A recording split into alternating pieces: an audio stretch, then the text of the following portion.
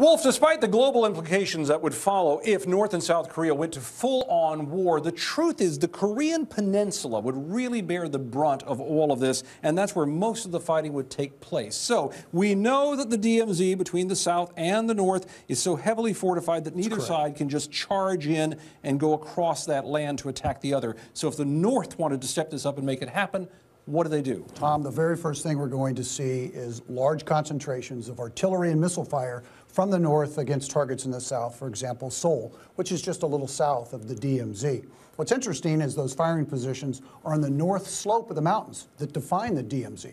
Very difficult for the coalition forces in the south to see those pieces before they're activated. So while that firing is occurring from these mountains down here, what else is going on from the north? The north is going to activate the insertion of special operations forces, both along the coasts. Taking them in by ship or by submarine? By submarines, most likely, as well as the activation of sleeper agents that have been in the South, in some cases as many as a couple of decades, identifying targets for these missiles and for these artillery pieces. Okay, the U.S. and South Korea is not just going to sit there while all of this happens. So what is the immediate response if such an attack took place? Number one is the U.S. Navy will increase its presence. For example, more aircraft carriers, more destroyers, whatever more it takes. aircraft is what we're looking for.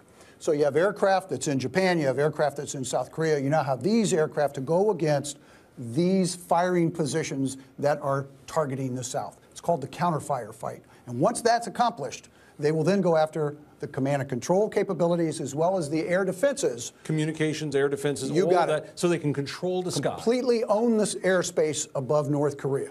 And then what happens? Then they're probably going to go after some very specific targets like bridging in the north to eliminate the freedom of movement so these North Korean forces cannot maneuver in their own country. All right, so if all of that happens, obviously you have a shift in the battle. The North takes the initiative to start the attack, but then the South and the U.S. responds. How quickly does it turn so that the initiative is not in the hands of the North, but is in the hands of the U.S. and the coalition Tom, what's important to realize is the coalition, U.S. and South Korean response will be instantaneously.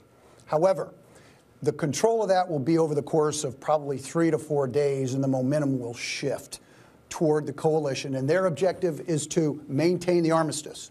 But you don't think this is going to happen? You think ultimately this is not what's going to happen? Not at all. I think the risks worst-case scenario are way too high. The North understands that, and the United States and South Korea certainly understand that. So what would we expect? Mostly limited objective attacks. Not unlike what we saw before. When they bombed those islands, when they attacked the boat off the coast, that sort of thing. You've got it, where the North Koreans will go after South Korean-specific targets, not targeting the United States, and try to keep it contained somewhat. And yet send a very clear message that they have a strong new leader and a strong military, and that they still need to be respected in that way in the world.